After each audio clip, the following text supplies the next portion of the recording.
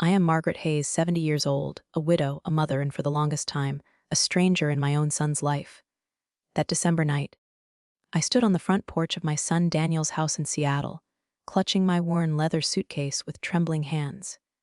A cheerful Christmas wreath hung on the door, its red bough glowing under the porch light, mocking me with the promise of warmth I was denied.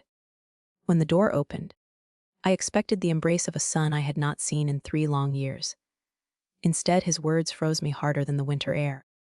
My wife doesn't want strangers at dinner. Strangers. That was what I had become to the very child I once carried in my body for 9 months. The boy I nursed through fevers, the young man I supported after his father's death, when I worked 3 jobs to keep him fed and clothed. I was 70 years old, and my only son had looked into my eyes and told me I didn't belong at his table. Daniel stood in the doorway, stiff in his expensive shirt, his eyes shifting nervously toward the figure behind him. Sophia, my daughter-in-law, her arms crossed over her silk cocktail dress, lips pressed into a thin line of disapproval. I had seen this look before. The same calculating expression on the day she married my son. The same cold eyes that had slowly pulled him away from me with every passing year. "You're late," Daniel muttered, as if that excused the cruelty. The storm delayed my flight. I tried to explain, but Sophia's voice cut me down. "We've already had dinner. The children are asleep. It's best if you find a hotel." I forced a smile. "That's all right. I'm just happy to be here." But the lie tasted like ash in my mouth. Then, with a single glance from Sophia, Daniel shut the door in my face. No goodbye. No Merry Christmas. Only silence and the bitter bite of rejection. I stood there for a long time, the snow beginning to dust my hair, wondering what terrible crime I had committed as a mother to deserve this exile. Through the frosted window, I saw them turn away. I caught a fleeting glimpse of Sophia's smile, sharp, triumphant, as if she had won a battle I hadn't even known we were fighting. And then I noticed it on the table inside. Beside her glass of champagne lay an open magazine, a glossy page displaying a mansion I knew all too well. Harrington Estate. The grand historic house Sophia once whispered about with a hunger that chilled me. "Whoever owns that house," she had once said, "owns this town." If only she knew. That night, with tears freezing on my cheeks, I set down my suitcase and pulled out the small notebook I always carried. My hands trembled, but my mind was suddenly clear. Sometimes when you have nothing left to lose, the truth comes easily. I wrote a note, short, precise, devastating. And before I walked away, I slipped it into their mailbox. 3 days later, my phone would not stop ringing. My son's name flashed across the screen again and again, each missed call more desperate than the last. But I let it ring, because sometimes silence is the sharpest blade. This Christmas, they had called me a stranger. Soon they would learn who I truly was. The phone would not stop ringing. By the 3rd day after Christmas, I had counted 47 missed calls and more than 60 text messages from my son Daniel. I sat at my writing desk in my modest Chicago apartment, the same desk where I once signed company contracts beside my late husband, and let the device buzz itself hoarse against the wood. "Mom, please call me. Mom, this is serious. What did you mean in your note?" I stared at the screen, unblinking. Just 3 nights earlier, this man had called me a stranger. Now, desperation had carved panic into his words. On the morning of the 4th day, at exactly 9 o'clock, I picked up. My voice was steady, polished from decades in boardrooms where weakness was devoured. "Margaret Hayes speaking." "Mom." Daniel's voice cracked with relief. "Thank God. I've been trying to reach you for days." "Have you?" I said lightly, tracing my finger along the carved edge of my desk. "I've been rather busy. Your note." He hesitated, his breath catching. "Is it true? All of it?" I allowed myself a thin smile that he could not see. "Every word, Daniel." The silence that followed was heavy, the kind of silence when a dam begins to crack. Finally he whispered, "You own Harrington Estate." "Yes," I replied evenly. "Your father and I purchased it in 1989 through a holding company. It was meant to be our retirement home. After he died, I could not bear to live there, but I could never sell it either. Sentimental value. And the trust fund, $12 million. His voice broke on the number, barely above a whisper. "Your grandfather was a prudent man," I explained. "He established it to mature on your 48th birthday. That's next month, isn't it? January 22nd. I heard a sharp intake of breath. And then something shattered in the background. A glass dropped, perhaps, or more likely the illusion Sophia had so carefully spun. I didn't need to ask. I knew she was listening. "Hello, Sophia," I said pleasantly. "I assume you've read my note by now." There was a pause before her voice came through, tight and sugar-sweet. "Margaret, there's clearly been some kind of misunderstanding. James and I would love for you to come back, spend time with the children. They've been asking about their grandmother." I almost laughed. Children who had never met me, suddenly asking for me. The lie was transparent, insulting even. "That's very kind," I replied smoothly. "But I'm afraid I already have other plans." "Mom," Daniel interjected, his tone breaking between pleading and confusion. "Please, we need to talk about this face to face." "About what, exactly?" I asked quietly. "About how you let your wife call me a stranger. Or about how she's been systematically sabotaging your career for years to keep you dependent on her family's influence." The silence that followed was darker, heavier than before. I could almost hear Sophia's mask crack. "What are you talking about?" Daniel demanded. "The promotion you were denied at Westmark Partners last spring," I said evenly. "You were the board's first choice. Did you know that? Did you also know that Sophia met privately with Richard Westmark and convinced him you weren't ready?" "I have the recording, Daniel. Would you like to hear it?"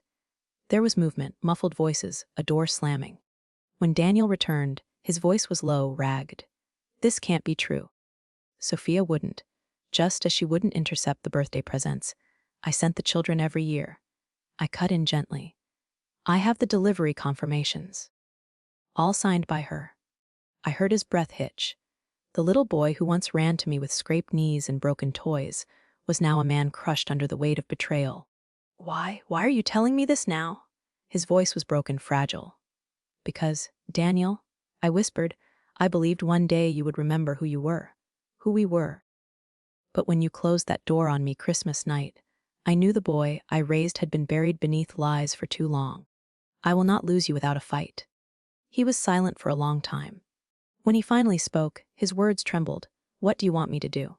"That," I replied, my tone steady as stone, "is entirely up to you.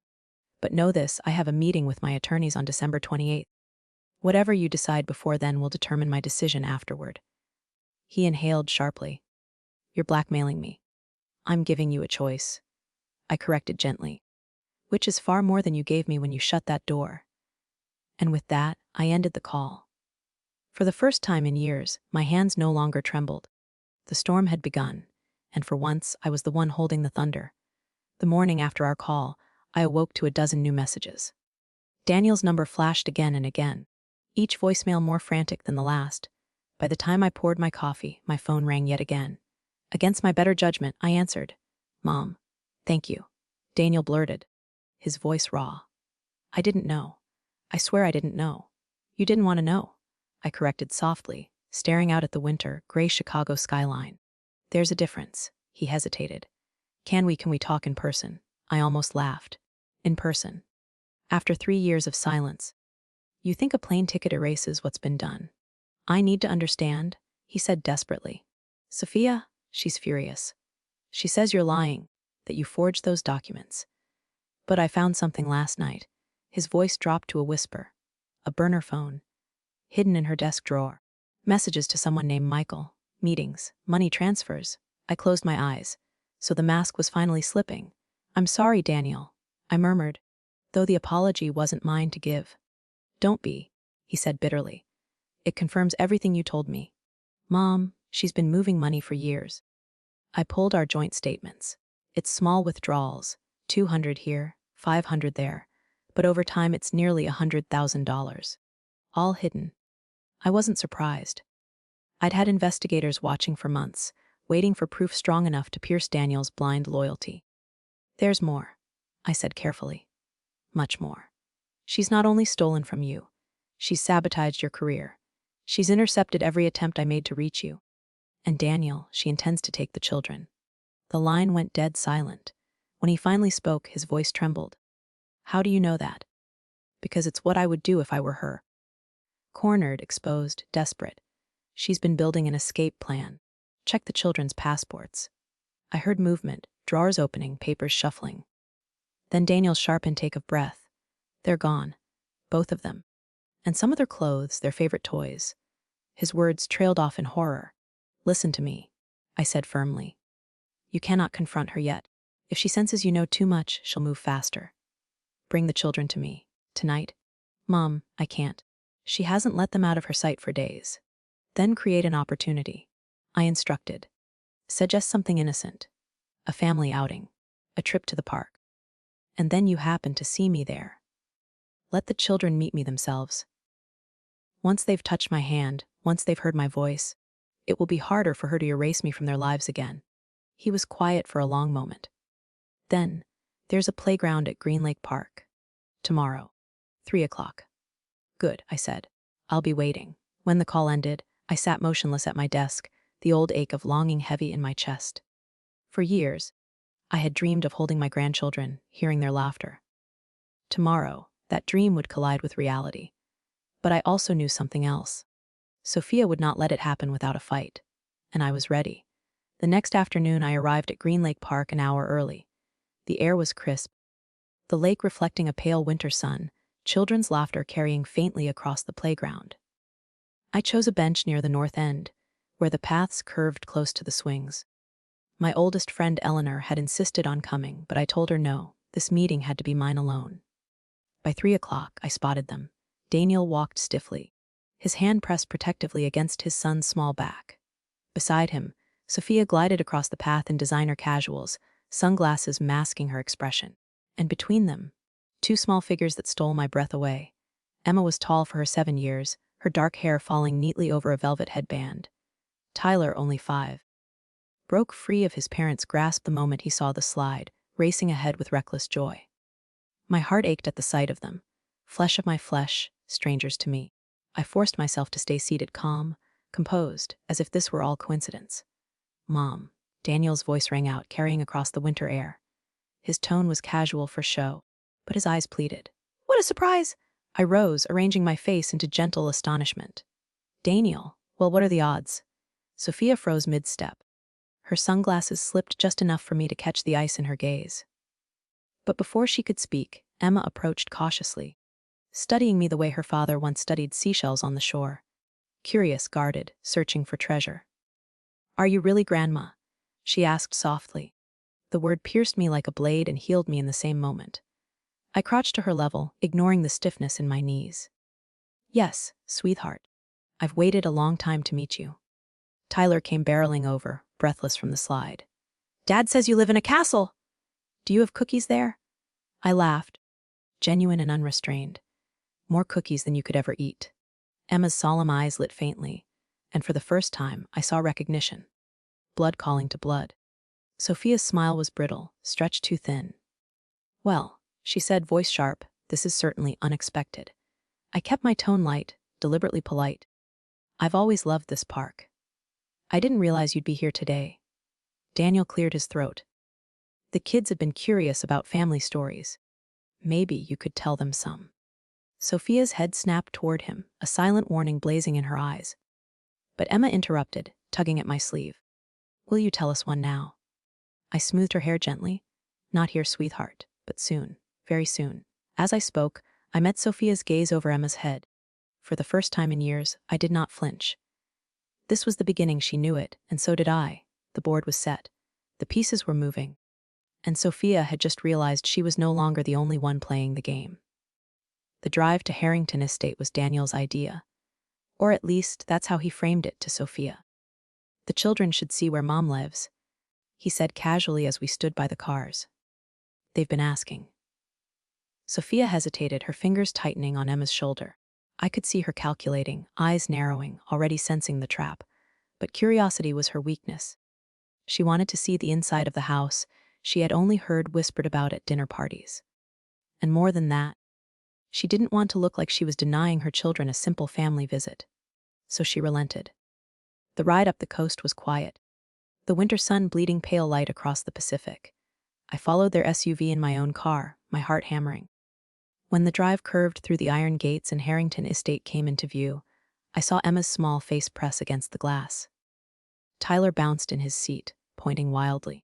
It's a castle, he shouted, his voice carrying even through the closed windows. The mansion stood golden in the afternoon light. 3 stories of limestone with sweeping gardens that tumbled toward the cliff.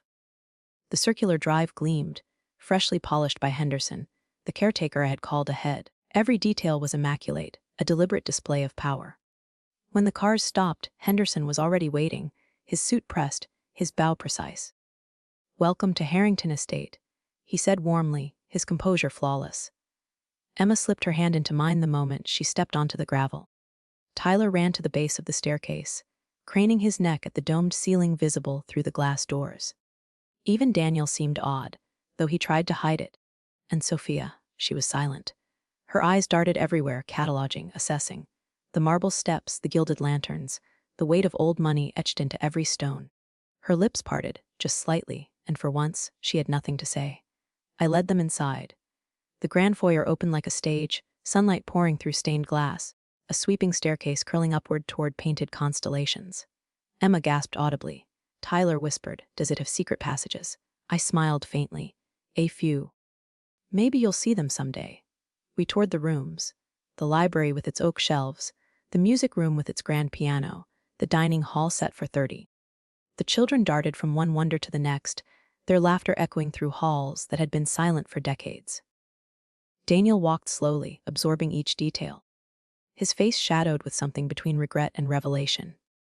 And Sophia trailed behind, her designer flats clicking against the marble, her expression carefully neutral. But her eyes, oh, her eyes burned with a mix of envy and hunger. In the garden room, Henderson had laid out tea. Silver trays gleam with biscuits, and, for the children, star-shaped cookies. As Emma and Tyler devoured them happily, Daniel sat beside me, his voice low.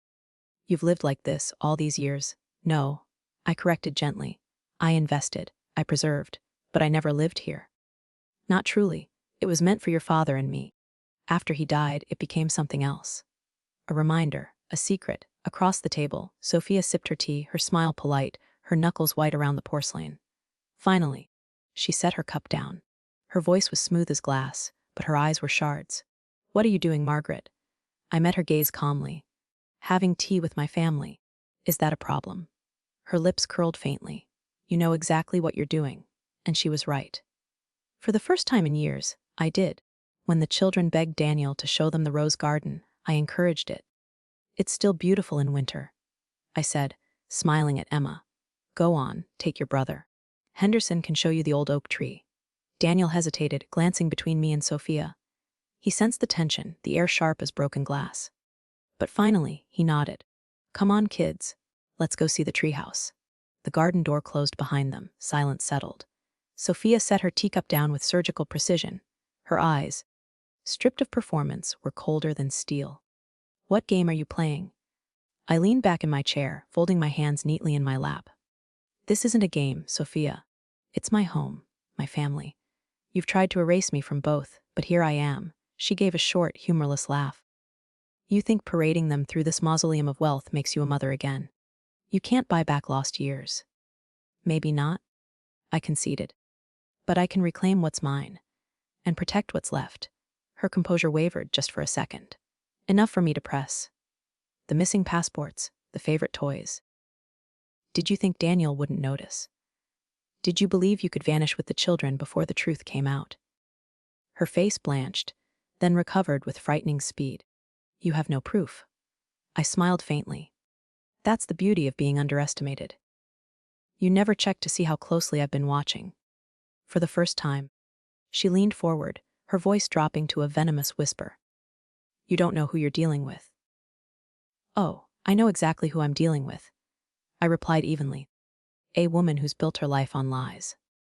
A woman who married my son for his potential, then strangled every ounce of joy out of him. You're not my enemy, Sophia. You're your own." Her eyes glittered with fury. "If you think you've won, you're a fool. You've opened a door you won't be able to close." At that moment, the garden door burst open. Tyler ran in, cheeks flushed, his voice bright with excitement. "Grandma, Dad says there's a secret passage. Can you show us?" I rose, smoothing my cardigan, my smile genuine for the boy. "Of course, sweetheart. It was your father's favorite place when he was your age." As I took Tyler's hand, I glanced back at Sophia. She stood frozen in the garden room, her mask cracking, her eyes alight with a dangerous calculation. The war had begun, and she knew it. 5 days before New Year's Eve, Harrington Estate awoke from its long slumber. Florists arrived with crates of white roses and silver eucalyptus. Caterers bustled through the kitchens, polishing silver trays until they gleamed. Chandeliers were lowered and scrubbed until their crystals sang with light. The house, which had stood silent for decades, now hummed with anticipation. I stood in the grand foyer watching the transformation, Eleanor beside me, her sharp eyes taking everything in. "You're really doing it," she said softly. "Yes," I replied. "If Sophia thrives on appearances, then we'll give her the stage she craves. And when the curtain falls, the truth will stand alone." Invitations had already gone out, heavy cream cardstock, embossed with gold, carrying my name in elegant script, Mrs. Margaret Hayes requests the honor of your company for the revival of the Harrington Gala, December 31st, 8 o'clock in the evening. Within hours of delivery, the RSVPs poured in. Senators, judges, CEOs, the mayor himself. It was the social event of the season reborn, and every ambitious soul in Seattle wanted a seat inside my house. Daniel called that evening, his voice wary. "Mom, Sophia received her invitation. She's shaken." Locked herself in the bathroom for an hour, then emerged making calls to every contact she has. "She knows Harrington Estate is yours now. She doesn't know how to spin it." "Good," I said simply. "Let her scramble. The more desperate she becomes, the more mistakes she'll make." But Daniel's voice trembled with unease. "She's acting strange. Kinder to the kids than I've ever seen. Talking about family therapy, about healing. It's an act, I know it, but it scares me. I think she's planning something." "She is," I replied calmly. "And so am I." That night I walked through the halls of Harrington Estate alone. The marble floors echoed under my steps, the scent of roses drifting faintly from the ballroom. I paused in front of a portrait of my late husband, Robert, hanging above the fireplace. His eyes, warm even in paint, seemed to meet mine across the years. "I'm bringing our boy home," I whispered. "Whatever it takes." The gala would not just be a party, it would be a reckoning. And this time, Sophia would not be the one pulling the strings. New Year's Eve. Harrington Estate blazed with light against the winter night, every window glowing like a beacon. The circular drive filled with Bentleys, Teslas, and the occasional limousine. Guests in gowns and tuxedos swept through the grand doors, laughter and perfume spilling into the foyer where garlands of pine and crystal lights shimmered. I stood at the top of the sweeping staircase, Eleanor at my side in midnight, blue silk. My silver gown caught the chandelier's light, dignified but understated. Below, a string quartet played softly, their music weaving through the hum of voices. "Half the city is here," Eleanor murmured. "A's planned?" I said calmly. "If Sophia wants an audience, tonight she'll have the largest one of her life." Daniel appeared at the bottom of the stairs, handsome in his tuxedo but taut with nerves. He glanced up at me, the faintest flicker of reassurance passing between us. For the first time in years, we were aligned. At exactly 9 o'clock, Henderson struck a chime and announced, "Ladies and gentlemen, Mrs. Margaret Hayes is honored to reintroduce her grandchildren, Emma and Tyler Reynolds." Gasps rippled as the children appeared at the top of the staircase. Emma in blue velvet, Tyler in his first tuxedo, both radiant with innocence. They descended carefully, eyes shining, their small hands slipping into mine when they reached the final step. "After so many years apart," I said, my voice carrying across the hall, "to welcome my grandchildren into their family home is the greatest gift I could imagine." Murmurs swirled. Guests exchanged puzzled looks, years apart, family home, the whispers building like an approaching storm. And then the room shifted. Heads turned toward the entrance. A hush fell. Sophia had arrived. She stood framed in the doorway, a vision in crimson satin, diamonds flashing at her throat.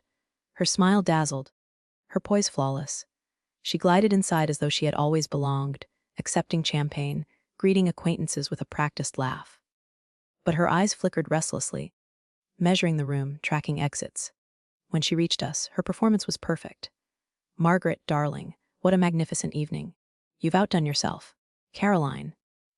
I replied smoothly, inclining my head, refusing to use her chosen stage name of Sophia. "We weren't sure you'd join us." "And miss the social event of the season." She slipped her hand possessively around Daniel's arm. "Never." Her grip was tight, But Daniel did not flinch. He only glanced at me, and I knew his mask was gone. The stage was set. The players were in position. And the curtain was about to rise. The ballroom pulsed with the murmur of Seattle's elite. Politicians, judges, CEOs, all of them circling like sharks, scenting a story before it broke the surface. Every handshake lingered too long, every smile too curious. I could feel it, the room waiting, restless. Daniel stood at my side, stiff but resolute. Emma clutched my hand. Tyler tugged at his bow tie. And Sophia shone brighter than the chandeliers. She laughed too loudly, leaned too heavily on Daniel's arm, her crimson gown cutting through the crowd like a warning flare. But her eyes betrayed her. They darted constantly, searching for weakness, measuring who was watching. She knew the whispers had started. At 90:15, the string quartet shifted to a waltz, and the crowd drifted toward the ballroom. Sophia seized her chance, raising her glass. "To family," she declared, her smile radiant, her voice pitched to Carrie. "To my wonderful husband and our children, and to the woman who has made tonight possible, my dear mother-in-law, Margaret Hayes." Polite applause followed, brittle as ice. I stepped forward, smiling graciously. "Thank you, Sophia. Family is indeed worth toasting, especially when one has been denied it for so long." The words cut the air clean in half. Conversations faltered. Heads turned. I held the silence, let it swell. Then for years, my letters and gifts to my grandchildren were intercepted. My calls went unanswered. Birthdays passed without acknowledgement. Tonight, I am grateful the truth is no longer hidden. Sophia's smile froze, her knuckles white on her glass. "Margaret," she said sweetly, too sweetly, "surely this isn't the place." "This is exactly the place." I interrupted, my voice calm but unyielding. "In this room are judges, senators, journalists, business leaders. Witnesses who should know what kind of woman you truly are." Gasps rippled like a wave. Sophia's mask cracked, her voice sharp. "You dare humiliate me in my own husband's city. Everything you've said is a lie. Is it?" I raised one brow. "Shall we play the recording? The one where you convinced Richard Westmark that Daniel wasn't ready for promotion. Or perhaps I should show the delivery receipts. Gifts signed for, not by my son or grandchildren, but by you." Her face drained of color. Around us, the crowd pressed closer, their curiosity now blazing. Daniel stepped forward, his voice low but steady. "She's telling the truth, Sophia. I found the burner phone, the bank transfers. All of it." The room erupted, whispers, gasps, phones lifted discreetly to capture the unfolding drama. And for the first time all evening, Sophia faltered. Her smile collapsed, her mask shattered. The queen of social poise had been stripped bare before her court. And I, after years in the shadows, was finally seen. The ballroom was electric. Whispers darted like sparks across velvet gowns and pressed tuxedos. Every eye was on us, waiting to see who would fall. Sophia's hand trembled as she set down her glass. Her voice, once honeyed, now dripped acid. "This is character assassination. You've poisoned him against me. You couldn't stand that he chose me over you." "Chose," I echoed softly. "No, Sophia. You trapped him. And now he sees the bars of the cage you built." Her face twisted. "You think you've won." Her voice rose too loud, cracking through the music. "You have no idea what I've set in motion." A murmur rippled through the crowd, intrigue and unease in equal measure. Judges leaned closer. Senators whispered behind gloved hands. Sophia realized too late that she'd given herself away. Daniel stepped forward, his jaw tight, his voice controlled. "It's over. Sophia, I found the transfers, the offshore accounts, the burner phone, even the children's missing passports." Gasps erupted. The mayor's wife clutched her pearls. A CEO's champagne flute froze halfway to his lips. This was no longer gossip, it was revelation.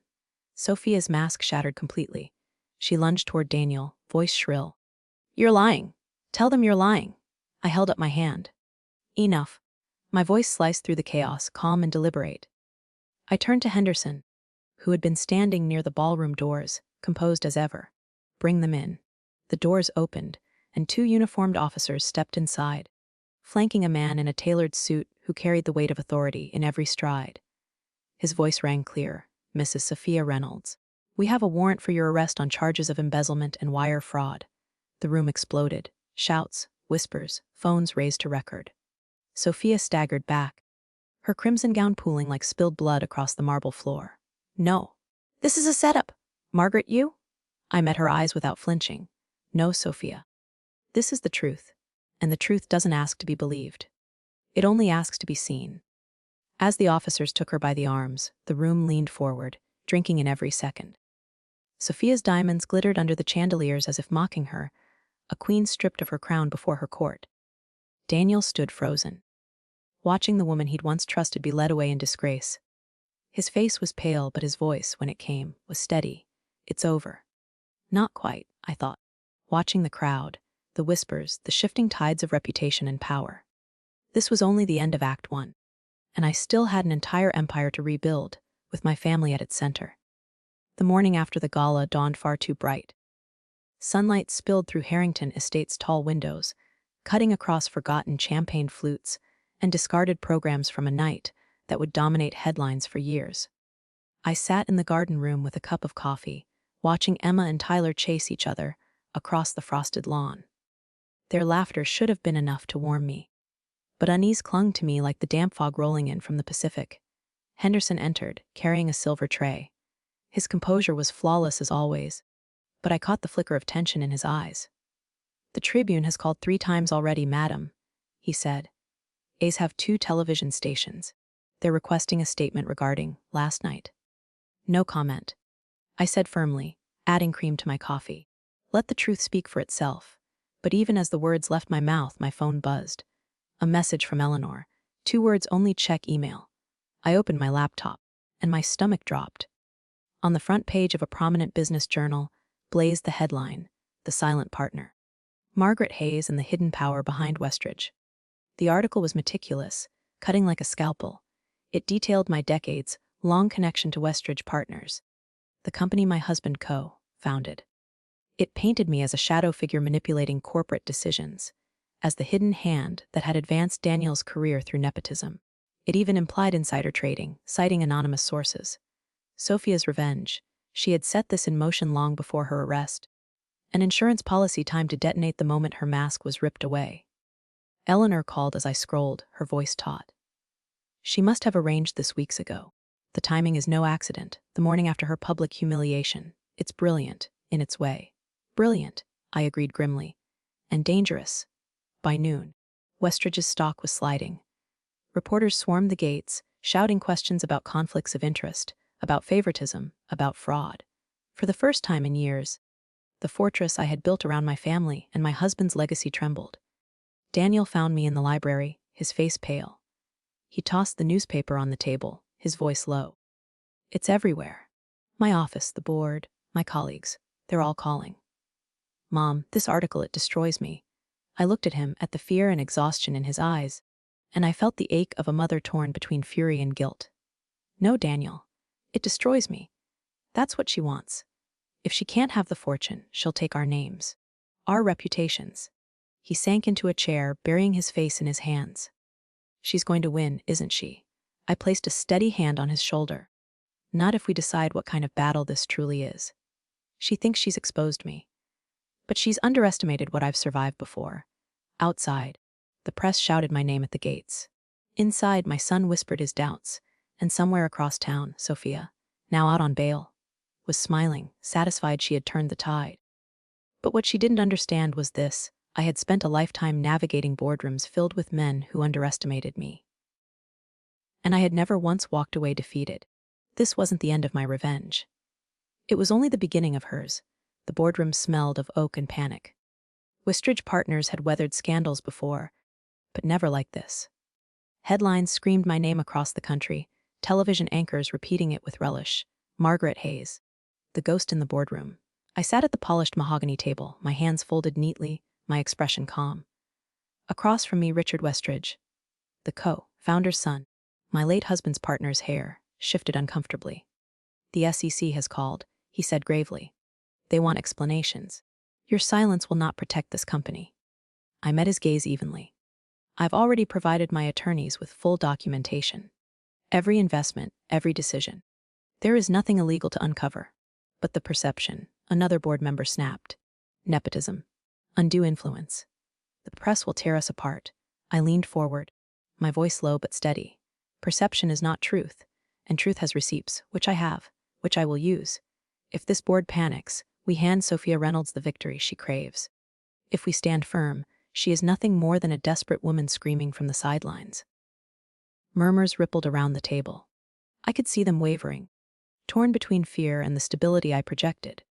I had been here before, in a different life, in a different war, and I had never lost. By the time the meeting adjourned, they had agreed to let me handle the press myself. It was a risk, but risks had always been my battlefield. That evening, back at Harrington Estate, Daniel sat by the fire. His shoulders slumped. He hadn't spoken much since the gala, his eyes hollowed by betrayal. When my phone buzzed, I saw the name and felt my stomach tighten. Sophia. She's out on bail, Daniel muttered, bitterness thick in his voice. And still reaching for me. Don't answer, I said firmly, but he did. Her voice, soft, broken, spilled through the speaker. Daniel, please. I know I've made mistakes. But the children. Don't let her take them from me. Daniel's hand clenched around the phone. You tried to take them out of the country, Sophia. No, she cried, her tone shifting into wounded fragility. I was scared. I didn't know what to do. I love you. I love our family. Don't let her twist you against me. I saw the flicker in Daniel's eyes, the old loyalty, the old ache. She knew exactly where to strike. I took the phone from his hand, my voice cutting like glass. Sophia, you've played this game long enough. You poisoned him against me for years. But it ends now. For a moment, her facade dropped. You think you've won, Margaret. You don't know the half of what I can do. Perhaps, I said coldly. But here's the difference between us. I don't need to win every battle. I only need to outlast you. And that, Sophia, I will. I ended the call. Daniel stared into the fire silent. Mom, he said finally, his voice rough. What if she's right? What if I lose my kids in this war between you two? I placed a hand on his shoulder, firm, unyielding. Then we fight smarter. We fight harder. And this time, Daniel, you won't be fighting alone. The flames cracked in the hearth, shadows dancing on the walls of Harrington Estate. The gala had been a battle, the article a counterattack. But the war for my family had only just begun. The week after the gala, Harrington Estate became a fortress. Lawyers came and went, reporters camped at the gates, and the phone never stopped ringing. Sophia might have been under indictment, but her claws were still sharp. Every morning brought a new headline designed to bruise me, to make Daniel doubt. I refused to let her control the narrative.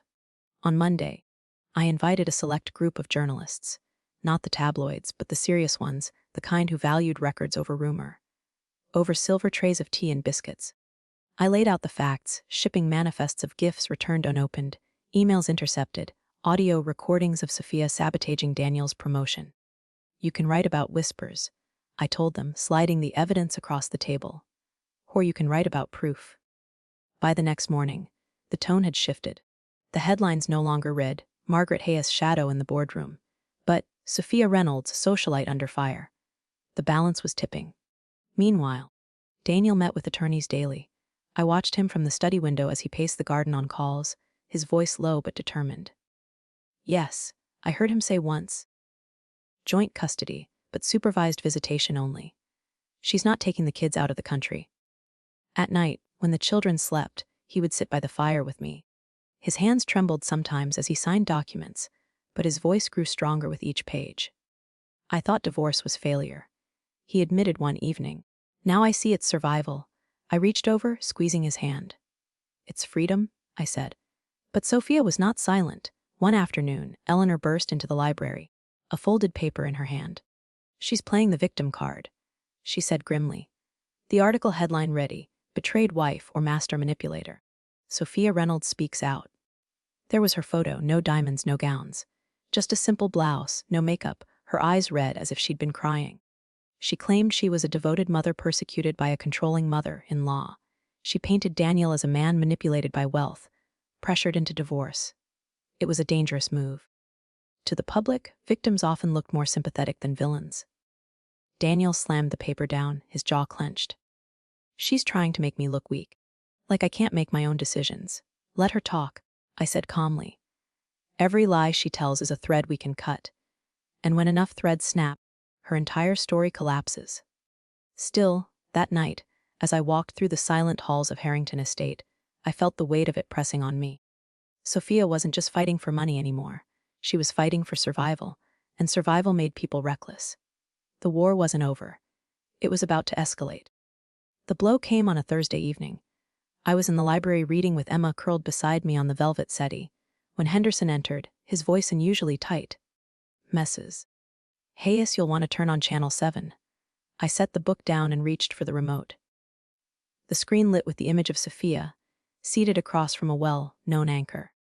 She wore black, her makeup subtle, her eyes shimmering with just the right touch of sorrow.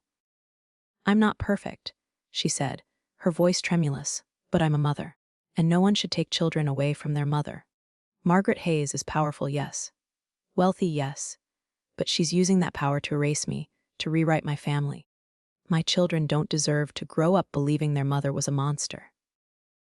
The anchor leaned forward sympathetically. "Do you deny the allegations of financial misconduct?"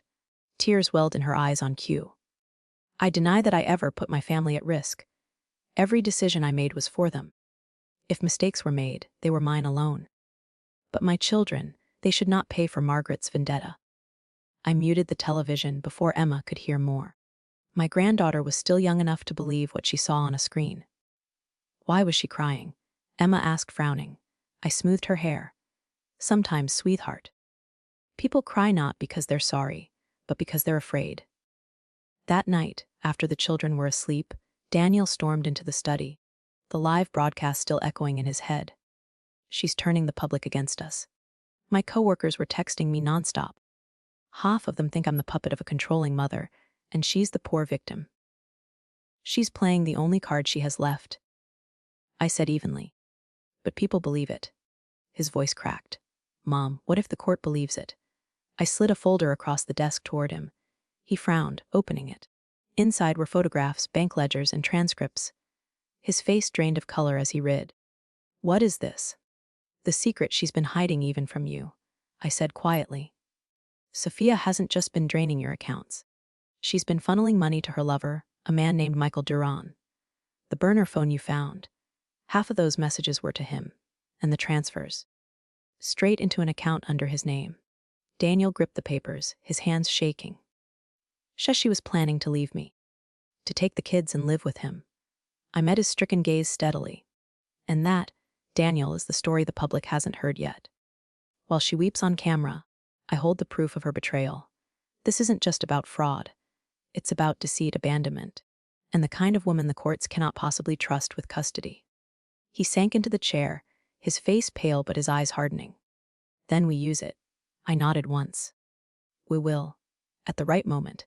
Because timing, I knew, was everything. Sophia had chosen to make her move in the spotlight. But when my turn came, the light would expose every secret she thought was safe in the shadows." The courtroom was stark, all oak benches and cold fluorescent lights.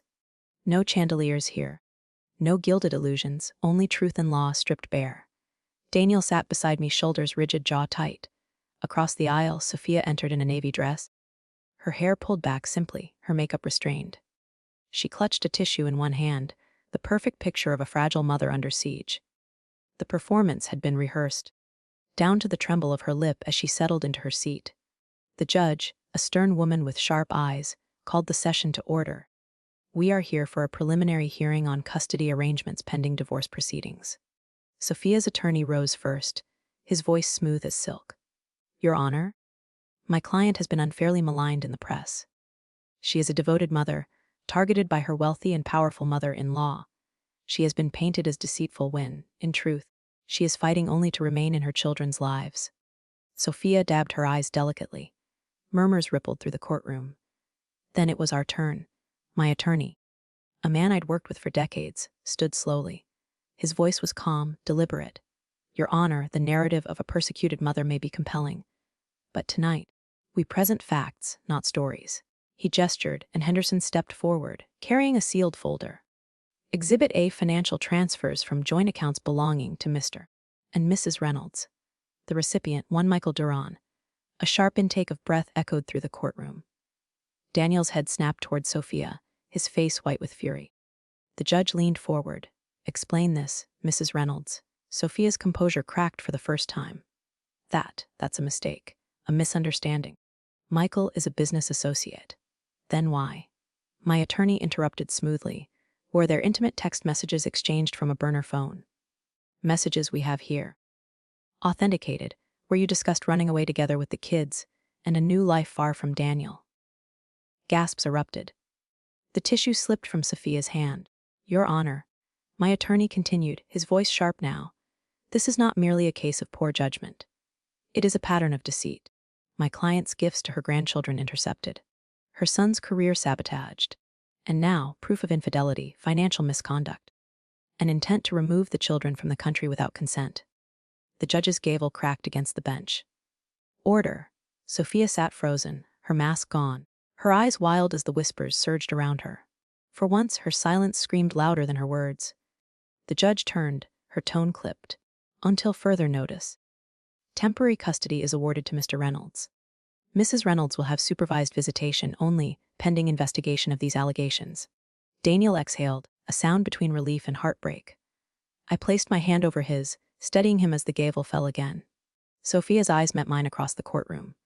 Fury, betrayal, desperation, all boiling in that single look, and I knew then this wasn't her end. It was her declaration of war. But unlike before, the children were no longer pawns on her chessboard.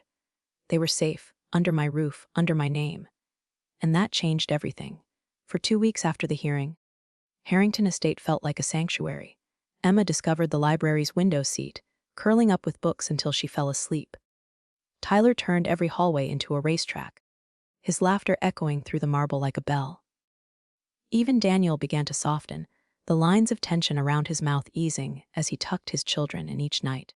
But peace never lasts long when someone like Sophia is circling outside. The first blow came through the press. Sophia Reynolds, a mother silenced. A glossy magazine splashed her face across its cover, the headline framing her as the tragic heroine fighting a corrupt system. She accused me, by name, of manipulating the courts with wealth, of bribing board members, of waging a vendetta that tore a family apart. Public sympathy is shifting. Eleanor warned one morning, sliding the magazine across the breakfast table. She's playing the long game, painting herself as the victim. I scanned the article unshaken. Let her. Sympathy doesn't win custody hearings. Evidence does. But then came the second blow. One evening, Daniel rushed into the study, pale and breathless. Mom, she called Emma's school. Tried to get them released early. Claimed she had the right to pick them up. Cold rage coursed through me. Did she succeed? No. The staff knew the order, they refused. But she tried. She's pushing boundaries, testing cracks. That night, as the children slept upstairs, Daniel slumped into the armchair by the fire, his head in his hands. I don't know how much longer I can do this, Mom. Every time the phone rings, I think it's her. Every time the doorbell chimes, I wonder if she's waiting outside. I sat across from him, my voice steady, steel wrapped in velvet. That's her weapon. Fear. She wants you exhausted. Doubting. But listen to me, Daniel, you've already taken the first step. You protected your children. And now we push back harder. How? His eyes lifted, hollow but searching. I opened a folder I had prepared days earlier. Inside photographs, bank records, a timeline of Sophia's moves. The affair with Michael Duran, the siphoned funds, the failed escape. We don't just fight her in court. We strip away the mask she wears in public. She thrives on reputation. So we burn it down. Daniel stared at the evidence, his hand trembling over the papers. Then, slowly, resolve replaced despair. She turned my children against you for years. She nearly stole them from me. I won't let her win again. He looked at me fully, his voice stronger than I had heard in months. Let's end this, Mom, once and for all. And in that moment, I saw the boy I'd raised. The boy who once trusted me to mend broken toys, reborn into a man ready to fight for his family. The war wasn't over. But for the first time, I knew Sophia was the one on borrowed time. It came on a Sunday morning. Just as Harrington Estate was stirring awake with the smell of fresh scones from the kitchen. Emma was still in pajamas, perched at the window seat, and Tyler had already turned the grand hallway into a racetrack for his toy trucks. I thought, for one brief moment, we might be safe. Then Henderson entered, his face ashen, holding a folded newspaper. Mrs. Hayes, he said gravely, you'll want to see this. The headline screamed across the front page. The Margaret Hayes myth. Secrets buried beneath the fortune. My hands didn't tremble as I opened it, but my stomach did. The article traced back decades, painting a portrait not of the poised widow I had built myself into, but of the young woman I once was, Margaret Rivers, daughter of a bankrupt steelworker, who clawed her way into elite circles. It dredged up the loans I had taken to keep Robert's company afloat, the cutthroat decisions that had saved it but cost hundreds of employees their jobs. And worse, it twisted the truth of one night long ago, when I had signed a deal with investors to protect the company after Robert's sudden death. Sophia's allies framed it as betrayal, as me seizing power for myself while the ink on my husband's death certificate was still drying. "She's going for blood," Eleanor muttered, pacing the study after reading the article. "She doesn't just want your reputation shaken, she wants it annihilated." Daniel burst into the room moments later, holding his phone. "Mom, it's everywhere. News feeds, social media. Sophia's painting you as some kind of black widow, like you manipulated Dad's death for power." I felt the words like knives. Robert's face flashed before me, the warmth of his laugh, the weight of his hand in mine. The idea that I had used his death for gain was obscene cruel, but to the public, it was sensational. "She's trying to turn your past into a weapon," I said quietly. Daniel's voice cracked. "What if people believe her?" I closed the newspaper slowly, my jaw tightening. "Then we remind them that people who dig up graves often end up buried themselves." That evening, after the children had gone to bed, Daniel sat with me by the fire, his expression torn. "She's not just after me anymore, Mom. She's after you. She's trying to make me doubt you, the way she once made me doubt myself." I turned to him, my voice steady. "Then listen carefully, Daniel. There is nothing in my past I am ashamed of. Regrets, yes. Sacrifices, many. But shame, never. If she wants to drag the past into the light, I will meet her there. And I will not flinch." I saw his shoulders ease, the conflict in his eyes dim. For the first time, he believed not just in my strength, but in his own. Outside, the estate was quiet, cloaked in winter stillness. But I knew Sophia was moving her pieces, weaving lies into weapons, and I also knew this: she had crossed a line. The past was mine, and now it would be her undoing. By Tuesday morning, the storm had grown teeth. Sophia's allies leaked what they claimed were original company documents, faded ledgers, doctored contracts, even a forged memo suggesting I had orchestrated Robert's death to seize control. The tabloids devoured it, plastering my face next to words like Black Widow and corporate murderess. Daniel stormed into the study, his phone buzzing nonstop. "Mom, they're saying Dad's accident wasn't an accident. That you..." He broke off, unable to say the rest. His hands trembled as he shoved the papers toward me. "Tell me this is garbage." I looked him straight in the eye. "It's garbage. Lies twisted from fragments of truth. And now it's time for ours." That evening, I called a press conference. The grand hall of Harrington Estate, lit by chandeliers, became my battlefield. Reporters crammed the space, their cameras hungry. I stood alone at the podium, no lawyer, no shield. "I have been accused of monstrous things." I began, my voice steady. "So let us speak plainly." I reached into the leather portfolio I'd guarded for decades and laid the papers flat. When Robert Hayes died, the company was drowning. Debt, corruption, predatory investors circling like vultures. I made choices, hard, painful choices, that cost jobs but saved thousands more. I have never denied that. A murmur swept the room. Then I lifted a second document, one I had never shown anyone, not even Daniel. What the public has never known is that Robert himself predicted the collapse. In the last months of his life, he wrote a private memorandum detailing the debts and instructing me, his wife, to act ruthlessly if necessary to preserve the company for our son's future. His words, "Not mine, do not flinch, Margaret. Build him a legacy, even if it costs you love in the moment." Gasps rippled. Flashes erupted as cameras clicked furiously. I raised my chin. Sophia Reynolds wants to paint me as a woman who killed her husband's dream. But the truth is this: I kept it alive. I built the foundation Daniel now stands on, and I will not apologize for protecting my family when wolves were at the door. The room erupted. Questions shouted. Microphones thrust forward. But I had already said what needed to be said. I turned and walked away, my back straight, my heart pounding. Later that night, as Daniel tucked Emma into bed, he found me in the hallway. His eyes were wet, his voice hushed. "I never knew Dad wrote that. I never knew what you carried alone." I touched his face, brushing back the weariness there. "Because I didn't want you to grow up in shadows. But if Sophia insists on dragging them into the light, then let her see how strong we've become because of them. He nodded slowly, something unshakable settling in his gaze. Then we fight her with everything. Together. And in that moment, I knew the tide had turned. Sophia thought she had buried me with lies. But all she had done was uncover the truth, truth sharp enough to bury her instead. The call came just after midnight.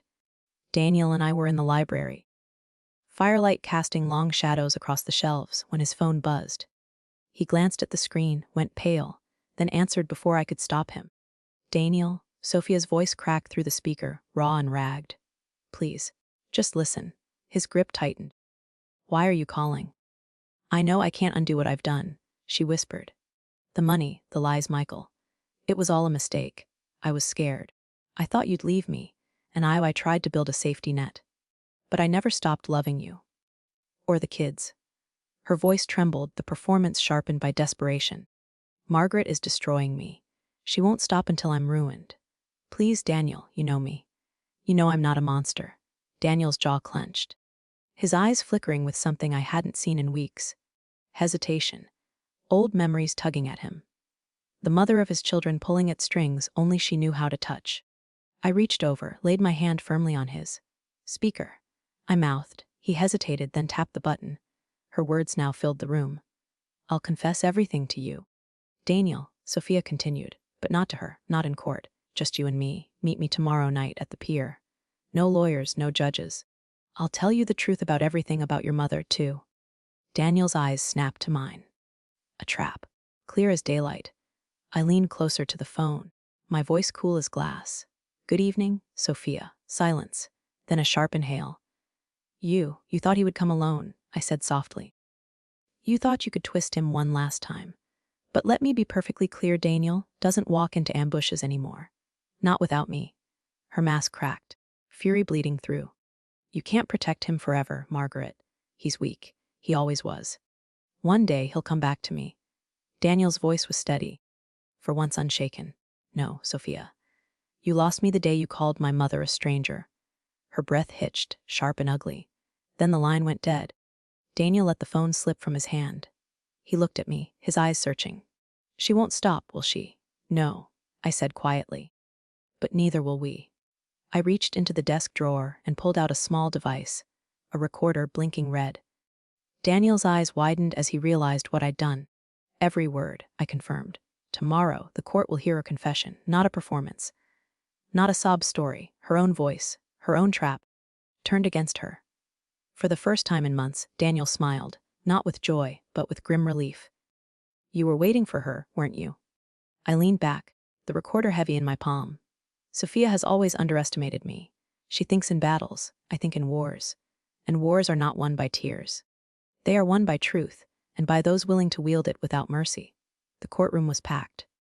Reporters lined the back benches, notebooks ready, cameras flashing each time the doors creaked open. The air felt charged, as if everyone knew something monumental was about to happen. Sophia entered first, her mask carefully reapplied. She wore gray again, muted, modest, her hair tied back, her eyes downcast. To the casual observer, she looked like a woman humbled, a mother begging only for mercy. But I had seen those eyes too many times. They were not soft, they were calculating. The judge called the session to order. Sophia's attorney rose smoothly, launching into the same refrain that she was the victim of an overbearing mother. In law, that the financial transfers were misunderstandings, that any talk of leaving the country was exaggeration. Then it was our turn. My attorney stood, his voice calm but razor sharp. Your Honor, last night, Mrs. Reynolds attempted to contact my client's son directly. She offered what she called confession. We submit into evidence a recording of that call. The clerk pressed play. And suddenly, Sophia's own voice filled the courtroom. The money, the lies, Michael. It was all a mistake. I tried to build a safety net. But I never stopped loving you. Margaret is destroying me. Please, Daniel, you know me. You know I'm not a monster. I'll confess everything to you, Daniel. But not to her. Not in court. Just you and me. Meet me tomorrow night at the pier. The words rang out like gunfire. Gas rippled through the benches. Reporters' pens scratched furiously. Even the judge's expression hardened. Sophia's attorney jumped to his feet. Your Honor, this is entrapment. On the contrary, the judge interrupted coldly. This is a clear admission of deceit. Mrs. Reynolds sought to manipulate testimony outside of this court. This recording is devastating to her credibility. Daniel sat beside me, his jaw clenched, but I could see the flicker of release in his eyes. For the first time, he wasn't the man on trial. She was. Sophia's composure cracked. "That was private," she shouted, rising suddenly to her feet. "You can't use that against me. He still loves me. He'll come back to me. You'll see?" The judge's gavel thundered. "Order?" But Sophia couldn't stop herself. "She's poisoned him." "She's poisoned all of you! You think she's some saint? She's a viper! She ruined my life!" Her shrieks echoed against the wood, paneled walls, raw and uncontained. Cameras clicked wildly. The image of the weeping, fragile mother shattered in an instant, replaced by a woman unmasked, bitter, desperate, dangerous. The judge's voice cut through the chaos, sharp as steel. "Mrs. Reynolds, you are hereby found in contempt of court. Temporary custody remains with Mr. Reynolds. Visitation is suspended pending further review. And given the evidence of attempted manipulation, criminal charges may be expanded." Sophia sagged against the table, her tissue forgotten, her mask gone. The gavel fell with finality. Daniel turned to me slowly, his eyes glassy but clear. "It's over, isn't it?" I placed my hand over his. Steady as ever. "No, Daniel, it's ending. But we'll only call it over when she no longer has the power to hurt you. Or the children." As we walked out of the courtroom, the reporters swarmed, shouting questions, snapping photos. But all I heard was Emma's laughter echoing in my memory, Tyler's little voice asking about cookies at Harrington Estate. That was why I fought. That was why I endured every lie, every headline, every wound. And that was why Sophia's empire of deception was crumbling piece by piece. Because truth, once unleashed, doesn't return quietly to the shadows. For a few fleeting days, Harrington Estate felt calm. The children laughed in the garden, Daniel smiled more easily, and I allowed myself to believe the storm might finally be passing. But storms don't vanish, they gather. On the 5th morning after court, Eleanor burst into the study, her face grim. "She's not done, Margaret." I set down my teacup. "What now?" "She's found a new ally." Eleanor slid a folder across the desk. Inside were photos. Sophia meeting late at night with a man in a dark suit, his face sharp. Familiar. My breath caught. Harold Wexler. I murmured. Robert's former rival. Decades ago, Wexler had tried to seize control of the company after Robert's death. I had beaten him then, but he had never forgiven me.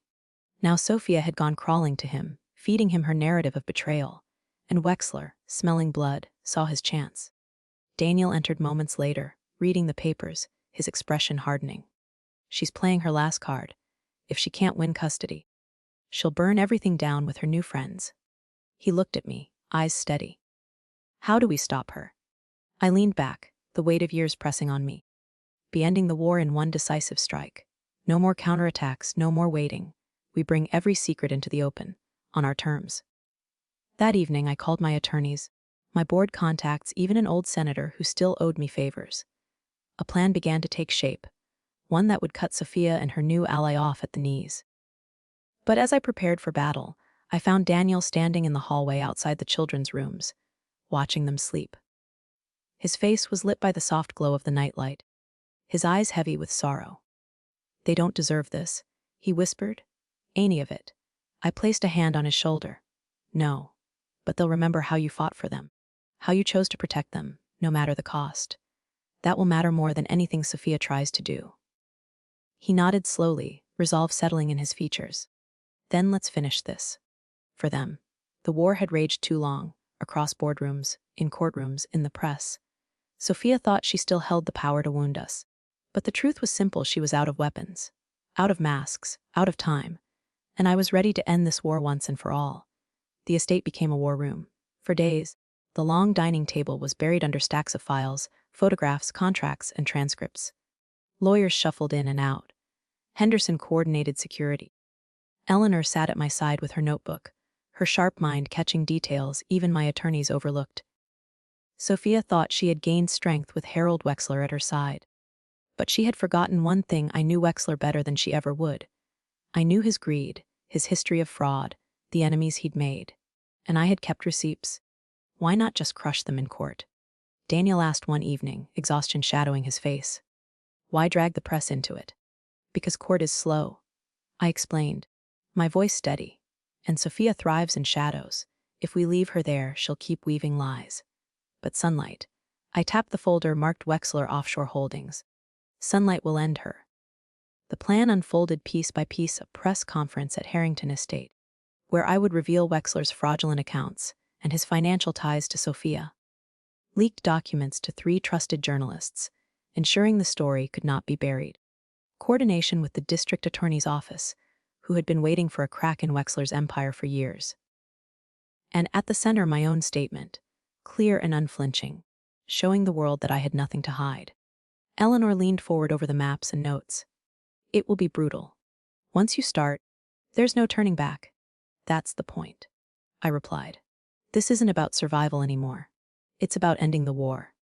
That night, as I stood in the children's doorway watching them sleep, Tyler curled around his dinosaur, Emma's book slipping from her hand, I felt the weight of it all. Every battle, every scar, every sacrifice had led to this moment. Sophia and Wexler thought they were orchestrating my downfall. But they had walked into the trap I'd been laying for decades. One final act of truth strong enough to shatter both of them at once.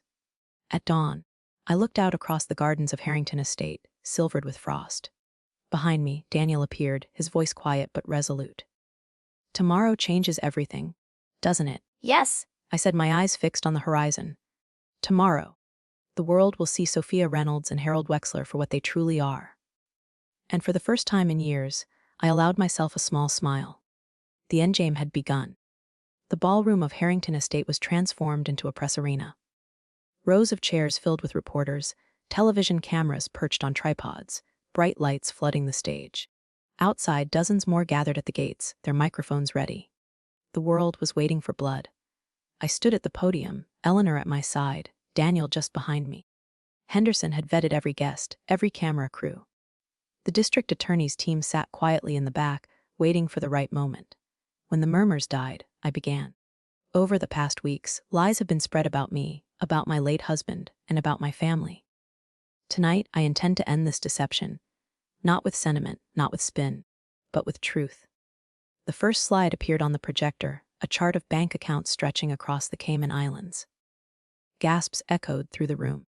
These accounts, I said evenly, belonged to Harold Wexler, funneled through shell companies tied directly to Sophia Reynolds.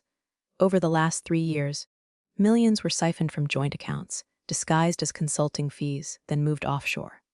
Reporters scribbled furiously. Cameras zoomed. I flipped to the next document, an authenticated transcript of Sophia's late night messages to Michael Duran. Once the money clears, we'll take the kids and disappear. The room erupted. Shouts, flashes, a feeding frenzy. And then, exactly as I had anticipated, the doors at the back burst open. Sophia stormed in, Wexler at her side, both flanked by their lawyers.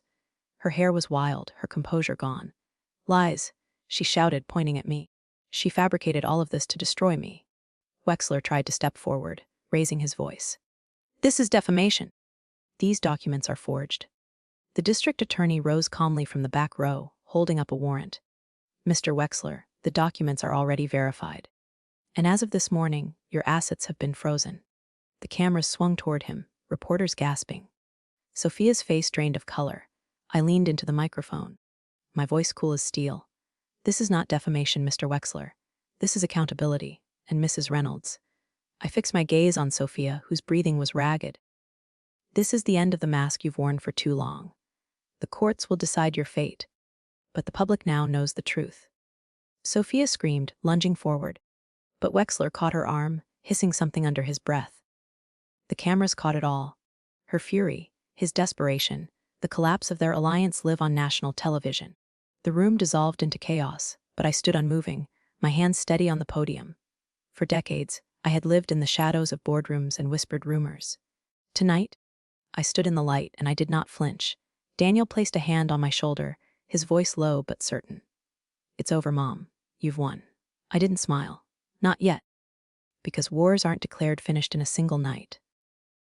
But in that room, under the glare of cameras and the crush of truth, I knew one thing with absolute certainty. Sophia Reynolds had just lost everything. The courtroom was silent, almost reverent, as though the walls themselves understood this was the end of a long and brutal war. Sophia sat at the defendant's table, her once immaculate poise reduced to fragments. The navy suit she wore looked borrowed, too large for her frame. Her hair, once perfectly styled, hung limp. Beside her, Harold Wexler whispered furiously to his attorneys, but the fight in his eyes was gone. He knew what was coming. Daniel sat beside me, his hands folded tight, his gaze fixed forward. Emma and Tyler were not here. The judge had deemed this no place for children, but their absence made the moment heavier. This was for them. The judge, the same woman who had presided over our earlier hearings, cleared her throat. Her voice cut through the air with crisp authority. After reviewing extensive documentation, financial records, authenticated transcripts, and testimony, this court finds the defendants, Mrs. Sophia Reynolds and Mr. Harold Wexler, guilty of fraud, conspiracy to embezzle, and attempted custodial interference. A gasp rippled through the gallery. Sophia's head jerked up, her mouth opening as though to protest, but the judge raised a hand. Mrs. Reynolds, she continued, her tone colder now, your attempts to manipulate the court, the press, and your own family have been noted. You are hereby stripped of any custodial rights until such time as you can prove rehabilitation. Visitation, if ever granted again, will be supervised and contingent on strict review. Daniel exhaled sharply, his shoulders shaking. A's for Mr. Wexler. The judge went on. You face federal charges beyond the scope of this court. You will be remanded into custody immediately. Wexler cursed under his breath, his attorney pulling at his sleeve in vain. The bailiffs moved in. Sophia stood then, trembling but defiant. You can't take them from me! They're mine! He still loves me! Her voice cracked, echoing in the high, ceilinged chamber. Margaret poisoned him? She poisoned everyone? The gavel slammed. Enough. This case is concluded. The bailiffs flanked her, guiding her away as cameras from the press pool clicked furiously. Sophia twisted once, her eyes locking on Daniel, pleading, accusing, desperate all at once. But Daniel didn't flinch. He didn't move. For the first time, he wasn't the man being pulled between mother and wife. He was simply a father protecting his children. As the doors closed behind Sophia and Wexler, the judge's final words lingered in the air. Let this serve as a reminder that truth, no matter how deeply buried, will always prevail. I reached for Daniel's hand. His grip was strong, steady. When he turned to me, I saw not the broken man Sophia had tried to shape, but the boy I had once raised, finally returned. It's over, he whispered. This time I let myself believe it. Outside, the winter sun blazed against the courthouse steps. Reporters shouted questions, cameras flashed, but all I felt was the warmth of Daniel's hand in mine and the quiet certainty that, at last, the war was finished. Sophia's power was gone. Her empire of lies dismantled, and for the first time in years our family could breathe freely. Not as strangers, but as family. Spring arrived quietly at Harrington Estate. The frost that once clung to the windows melted into soft sunlight. The gardens, once dormant, burst with roses and tulips. Laughter, true, unburdened laughter, floated through the halls again. Emma ran across the lawn one morning, her blue dress fluttering as she carried a book nearly as large as her arms. Grandma, can we read under the oak today? Tyler followed close behind, his toy dinosaur tucked under his arm, shouting. And then we build the treehouse, Dad promised. Daniel emerged from the workshop, sleeves rolled up, sawdust clinging to his shirt. There was a steadiness in him now, a clarity I hadn't seen in years. He crouched to scoop Tyler into his arms, his smile unguarded, his eyes no longer shadowed. I watched from the terrace, a cup of tea warming my hands. Eleanor joined me, setting down her own cup. It feels different now, doesn't it? She said softly. Yes, I replied. Like a house that's finally found its family again. In the distance, the sea shimmered, a reminder of storms survived. Sophia's name still appeared in headlines, but with each passing week, her relevance faded. The world had moved on, and so had we. That evening, as the sun dipped low, Daniel joined me in the library. He looked at the portraits on the wall. Robert in his youth, the company's early days, milestones long past. I used to feel like I was drowning in all of this, he admitted. The legacy, the pressure, the expectations. But now I see it differently. Not as a weight, as a foundation. I reached for his hand, the same hand I had once held when he was a boy afraid of the dark. It was always meant to be that. Not a chain, but a beginning. His eyes softened.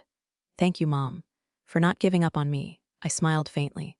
That's what mothers do, Daniel. Even when the world calls us strangers. Later, as the children curled up with me on the window seat, Emma reading aloud, Tyler fast asleep against my arm, I felt something I hadn't in years. Peace. The war was over, the lies silenced. The estate no longer a fortress, but a home. And for the first time in decades, I let myself dream not of battles, but of birthdays, treehouses, and Sunday mornings filled with the sound of family. Not as strangers, but as home. Some battles are not fought in courtrooms or over bank accounts, but within the heart of a family. Truth can be buried, love can be twisted. But if even one mother is willing to stand and protect her child, there is always hope. Margaret proved that the greatest victory isn't destroying an enemy. It's bringing loved ones back into the light. And in the end, peace itself is the most precious reward after every storm. If this story touched your heart, please like, share, and subscribe to Telling Story with me so you won't miss the next journey. We'd love to hear your thoughts in the comments. Tell us where you're watching from and what this story means to you.